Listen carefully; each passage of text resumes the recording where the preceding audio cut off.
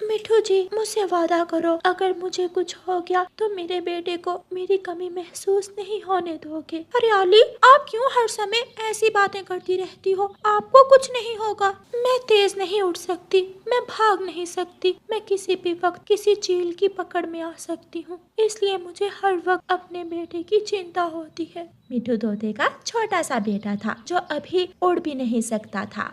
एक दिन मिठू तोता और उसकी पत्नी हरियाली तोती अपने छोटे से बेटे को घर छोड़कर जंगल चले जाते हैं। दोनों पति पत्नी आमों के बाग में चले जाते हैं। वहाँ एक बड़ी चील छुपकर बैठी हुई थी जो तोते और तोती को देख लेती है।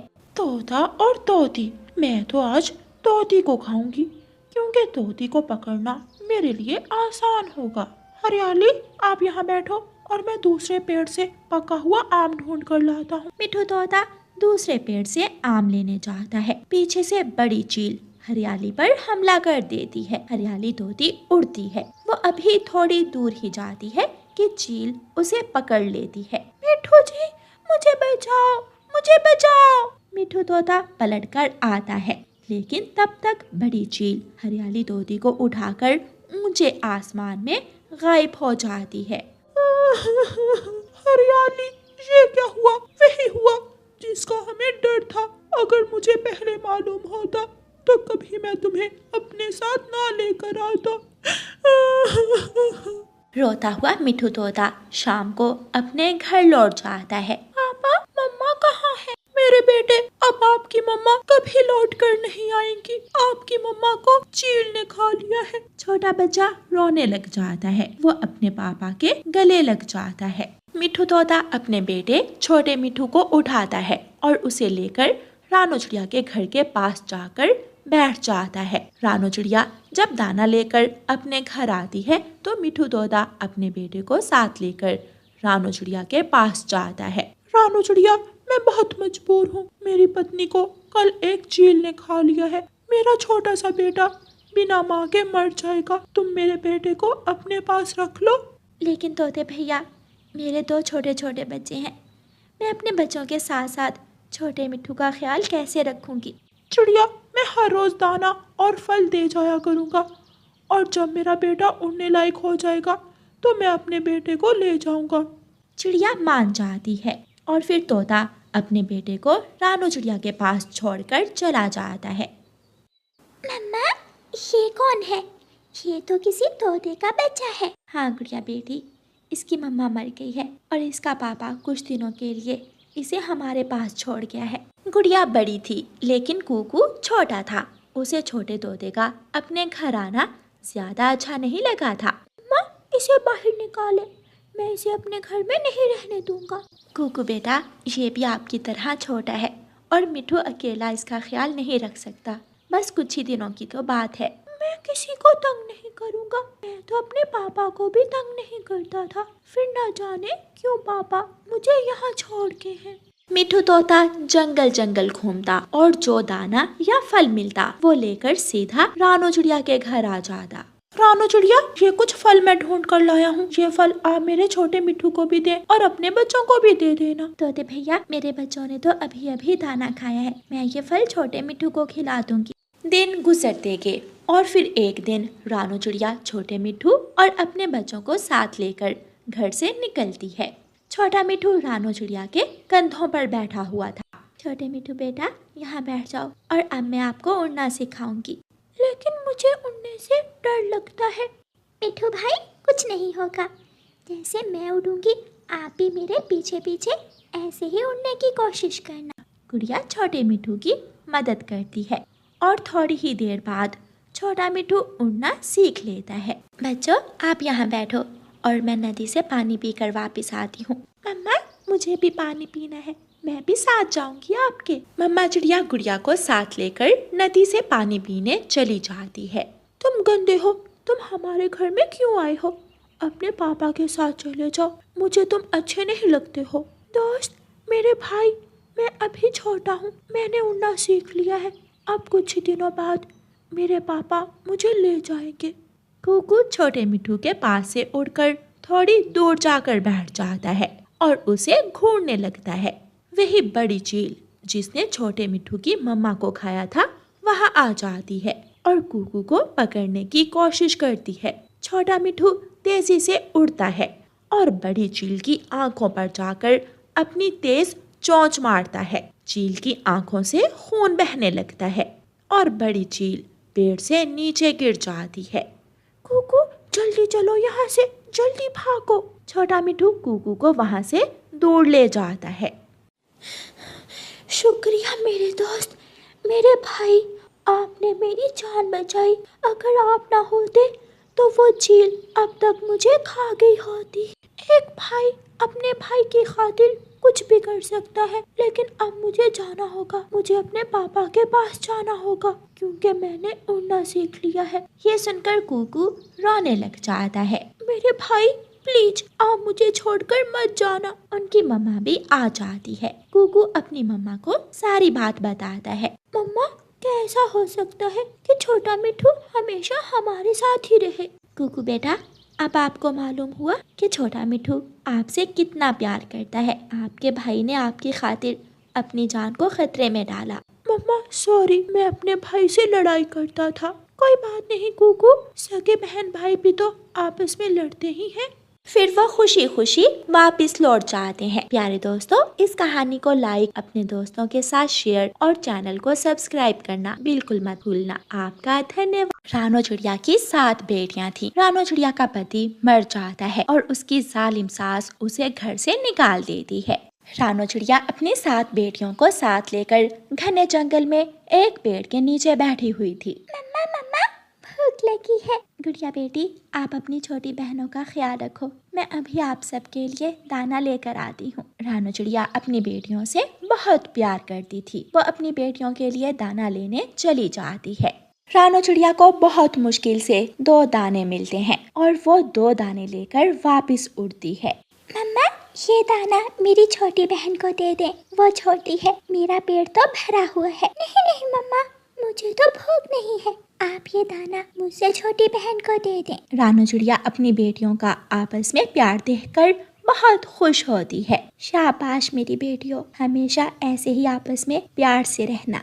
दिन तो मुश्किल से गुजर जाता है और फिर रात हो जाती है। रात गुजारने के लिए उन्हें किसी छत की तलाश थी। मम्मा चिड़िया अपनी बेटियों को साथ लेकर तोते के घर जाती है। चिड़िया रानी, आप अकेली होती तो कोई बात ना थी, लेकिन आपके साथ आपकी 7 बेटियां भी है। मैं आप सबको अपने घर में कैसे रख सकता हूँ? ठीक है तोते भैया, मैं अपनी बेटियों को छोड़ तो नहीं सकती। फिर रानो चिड़िया अपनी 7 बेटियों को साथ लेकर कौवे के घर जाती है। चिड़िया चिड़िया, ना ना, मेरे घर में इतनी जगह नहीं है जो मैं तुम्हें अपने घर में रख सकूं। तुम ऐसा करो, कबूतर के घर चली जाओ। कबूतर का घर बड़ा है। मम्मा, कोई फायदा नहीं है, कोई भी पक्षी हमें अपने घर में नहीं रखेगा। तभी तेज बारिश शुरू हो जाती है। अब मम्मा चिड़िया बहुत ज्यादा परेशान हो जाती है। मेरी बेटियों, मेरे साथ चलो, एक बार हम आपकी दादों के पास जाते हैं। शायद तेज बारिश में आपको भीगता हुआ देखकर आपकी दादों को रहम आ जाए।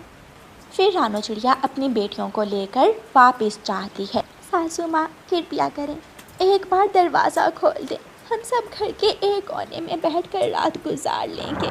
सासू माँ प्लीज। दादो दादो, दरवाजा खोल दे, आपकी गुड़िया भीग रही है। अगर मेरे पापा जिंदा होते तो वो कभी भी मुझे बारिश में ना भीगने देते। दादू को प्यार था तो थोड़ा बहुत गुड़िया से था। वो दरवाज़ा खोलती है। अब आई अकल ठिकाने। अच्छा ठीक है गुड़िया बेटी, तुम अंदर आ जाओ, मैं तुमको अपने घर में आने देती हूँ। मेरी मम्मा और मेरी दूसरी बहनें भी आएंगी। अगर वो नहीं आएंगी तो मैं भी नहीं आऊँगी। तो फिर जाओ तुम भी, इनके साथ ही बारिश में भीगो। दादो जोर से दरवाज़ा बंद कर लेती है। मम्मा चिड़िया अपनी बेटियों को साथ लेकर एक बार फिर से उड़ती है। वो उड़ती उड़ती इंसानों की बस्ती की तरफ पहुंच जाती है। किसान के घर के बाहर किसान की गाय खड़ी थी। रानो चिड़िया गाय के पास छपरे के नीचे जाकर बैठ जाती है। क्या आपको भी किसी ने घर से निकाल दिया है? हाँ, मुझे और मेरी बेटियों को मेरी सास ने घर से निकाल दिया है। चिंता ना करो, जब तक बारिश हो रही है आप मेरे पास बैठ जाओ, और जब बारिश रुकेगी तो मेरी मालकिन आपकी मदद ज़रूर करेगी। रानो चिड़िया अपनी बेटियों को लेकर गाय के पास छपरे के नीचे बैठी रहती है। सारी रात रानो चिड़िया वहाँ गुजारती है और फिर जैसे ही सुबह होती है, किसान की पत्नी बाल्टी हाथ में लिए अपनी गाय का दूध निकालने आती है। अरे छोटी चिड़िया, तुम अपनी बेटियों के साथ यहाँ क्या कर रही हो? माँ जी, मुझे मेरी सास ने घर से निकाल दिया है और मैं अपने दोस्तों के पास भी गई, लेकिन किसी ने मेरी मदद नहीं की और मैं बारिश में भीगती हुई यहाँ आ गई। बारिश रुक गई है। इससे पहले कि दोबारा बारिश शुरू हो, आपको अपना घर बनाना चाहिए। मैं मदद करूंगी आपकी, मेरे साथ आओ। गाय की मालकिन रानो चिड़िया को अपने साथ ले जाती है और अपने आंगन में बड़े पेड़ की तरफ इशारा करते हुए कहती है, ये पेड़ कैसा है? ये पेड़ घना भी है और मजबूत भी। हाँ, अगर मेरा घर इस पेड़ पर बन जाए तो मैं हमेशा आपकी एहसानमंद रहूंगी। जाओ, बढ़ई को बुला कर लाओ, मैं उसे लकड़ी देती हूँ और वो आपको इस पेड़ पर मजबूत घर बना देगा। चिड़िया अपनी बेटियों को गाय के पास छोड़कर बढ़ई के पास जाती है। बढ़ई चाचा, आपको किसान की पत्नी बुला रही है। रुको रुको, मैं अपनी आरी और हथौड़ा उठा लूं। चिड़िया बढ़ई को बुला लाती है। बढ़ई, इस बड़े पेड़ पर चिड़िया और इसके बच्चों के लिए सुरक्षित घर बना दो। मैं तुम्हें मीठे चावल बनाकर खिलाऊंगी और सिक्के भी दूंगी। ये सुनकर बढ़ई खुश हो जाता है और चिड़िया के लिए घर बनाने का काम शुरू करता है। गुड़िया बहन, मुझे मम्मा के पास जाना है। छोटी, चुप कर जाओ। आपको देखकर दूसरी बहनें भी रोना शुरू कर देंगी। मम्मा हमारे लिए घर बना रही हैं। शाम तक रानो चिड़िया का घर बन जाता है और वो अपने बच्चों को लेकर अपने घर में बैठ जाती है। आज रानो चिड़िया बहुत खुश थी क्योंकि उसके पास अपना घर जो था। कुछ दिनों बाद रानो की सास बीमार हो जाती है। कोई भी उसकी मदद करने वाला ना था। वो घर के बाहर गिरी पड़ी थी। कव्वे कव्वे, मुझे मेरे घर तक छोड़ आओ। कहाँ है तुम्हारी 7 पोतियां? अगर वो होती तो आज वो तुम्हारी मदद करती। ऐसे कहते हुए कौवा वहाँ से चला जाता है और रानो चिड़िया की सास कड़ी धूप में पड़ी अपने किए पर पछता रही थी। रानो चिड़िया बहुत खुश थी और उसने जान लिया था कि मुश्किल वक्त में जो दोस्त मदद ना करे वो कभी दोस्त नहीं होता। इसलिए चिड़िया दोबारा जंगल नहीं जाती और अपनी बेटियों के साथ उसी घर में रहती है। प्यारे दोस्तों, इस कहानी को लाइक, अपने दोस्तों के साथ शेयर और चैनल को सब्सक्राइब करना बिल्कुल मत भूलना। आपका धन्यवाद। जंगल का राजा मिठू तोता था। लंबे समय बाद मिठू राजा के यहाँ अंडे से उसका बेटा निकला था। तोता राजा और तोती रानी बहुत खुश थे, लेकिन एक परेशानी थी कि उनका बेटा कुछ भी खा नहीं रहा था। बेटा, मेरे छोटे मिठू, लो ये मीठा फल खा लो। नहीं खाऊंगा, मुझे इसका स्वाद अच्छा नहीं लगता। राजा जी, मैं तो बहुत परेशान हूँ। हमारा बेटा कुछ भी नहीं खा रहा। अगर ऐसे ही रहा तो हमारा बेटा बहुत कमजोर हो जाएगा। सपाही, जाओ वैद्य जी को बुला कर लाओ। वैद्य जी मेरे बेटे को देखकर बताएगा कि ये कोई चीज क्यों नहीं खा रहा। उल्लू सिपाही जाता है और बुलबुल को बुला लाता है। बुलबुल छोटे राजा को देखती है। राजा जी, ये बच्चा फल और दाना नहीं खाएगा, इसे कोई मीठी चीज बनाकर खिलाएं, शायद ये बच्चा मीठी चीज खा ले। तोता राजा जंगल के पक्षियों को बुलाता है और उनसे कहता है, पक्षियों, तुम में से जिस पक्षी की बनाई हुई चीज मेरा बेटा शौक से खाएगा, मैं उसे बहुत बड़ा इनाम दूंगा। राजा जी चिंता ना करें, मैं एक ऐसी चीज बनाकर लाऊंगी जो छोटा राजा बहुत शौक से खाएगा। राजा जी, मैं जो बनाकर लाऊंगी वो खाकर छोटा राजा खुश हो जाएगा। फिर रानो चिड़िया अपने घर जाती है और छोटे राजा के लिए दाल और चावल से खिचड़ी तैयार करती है और उसमें थोड़ी शक्कर मिलाकर पकाती है। अगर छोटे राजा को मेरी बनाई हुई खिचड़ी पसंद आ गई तो मुझे राजा जी से बड़ा इनाम मिलेगा। कालू जी चिंता ना करो, इनाम तो मैं ही लूंगी। मैंने दाल चावल बनाए हैं, छोटे राजा को मेरे बनाए हुए दाल चावल बहुत पसंद आएंगे। गौरी, कहीं ऐसा ना हो कि छोटे राजा को चिड़िया की बनाई हुई कोई चीज पसंद आ जाए और वो मिठू राजा से इनाम ले ले। ऐसा कभी नहीं होगा। दूसरे दिन रानो चिड़िया दाल चावल और फलों से बनाई हुई खिचड़ी मिठू राजा के महल में ले जाती है। गौरी कव्वी भी दाल चावल बनाकर ले जाती है।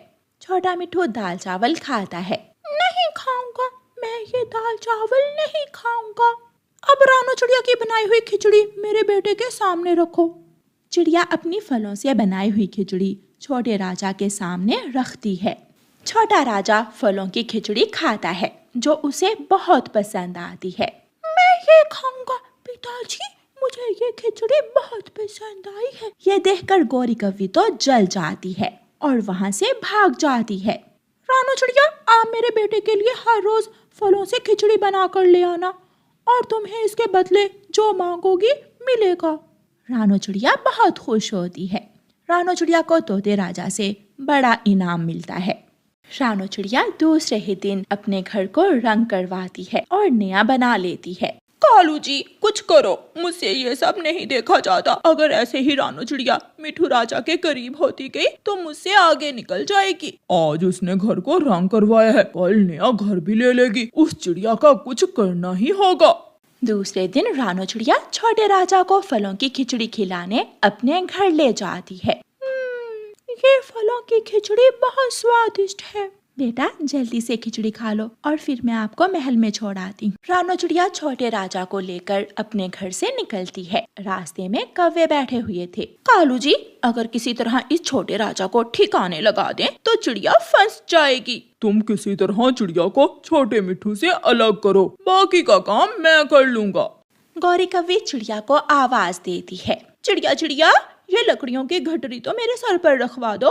बेटा आप यहाँ बैठो, मैं गौरी कव्वी की मदद करके अभी आती हूँ। रानू चिड़िया छोटे मिठू को एक पेड़ पर बिठाकर गौरी कव्वी के पास जाती है। पीछे से कालू कौवा तेजी से आता है और छोटे मिठू को उठाकर भाग जाता है। जब रानू चिड़िया वापस आती है तो छोटे मिठू को ना देखकर रोने लग जाती है। कहाँ चला गया छोटा मिठू? अगर छोटे मिठू को कुछ हो गया तो मिठू राजा मुझे जेल में कैद कर देंगे। कौवा और कव्वी छोटे मिठू को पहाड़ों पर ले जाते हैं और एक पेड़ के साथ रस्सियों से बांध देते हैं। अब ये छोटा मिठू यहाँ ही भूख और प्यास से मर जाएगा और रानू चिड़िया मरेगी मिठू राजा की जेल में। आई बड़ी छोटी चिड़िया मेरा मुकाबला करने वाली। मिठू राजा अपने बेटे का सुनकर बहुत दुखी हो जाता है। चिड़िया, अगर तुम मेरे बेटे की रक्षा नहीं कर सकती थी तो उसे क्यों अपने साथ लेकर गई थी? राजा जी, क्षमा चाहती हूँ, मुझे क्या मालूम था कि छोटा मिठू खो जाएगा, मुझे माफ कर दें। जब तक मेरा बेटा नहीं मिल जाता इस चिड़िया को पिंजरे में कैद कर दें। कबूतर शाम को दूसरे जंगल से वापस लौट रहा था। कबूतर छोटे राजा मिठू को पेड़ के साथ बंधा हुआ देख लेता है। अरे ये तो छोटा मिठू राजा है, इसे यहाँ किसने बांध दिया है? कबूतर छोटे राजा मिठू को आजाद करके महल में ले जाता है। पिताजी, पिताजी, मुझे कौवे और कव्वी ने उठाकर पहाड़ों के पास पेड़ से बांध दिया था। अगर कबूतर अंकल ना आते तो मैं वहाँ ही मर जाता। ये सुनकर मिठू राजा गुस्से में आ जाता है। कौवे और कव्वी को बुलाओ। सिपाही चाहता है। तुम दोनों को मिठू राजा बुला रहा है, शायद कोई इनाम देना है तुम दोनों को। कालू जी, देखा, रास्ता साफ हो गया। अब मिठू राजा चिड़िया से नफरत करेगा और हम दोनों को महल में ऊंची जगह मिलेगी। कौवा और कव्वी जैसे ही महल में पहुंचते हैं तो छोटे मिठू राजा को देखकर डर जाते हैं। पिताजी, पिताजी, यही वो कौवे हैं।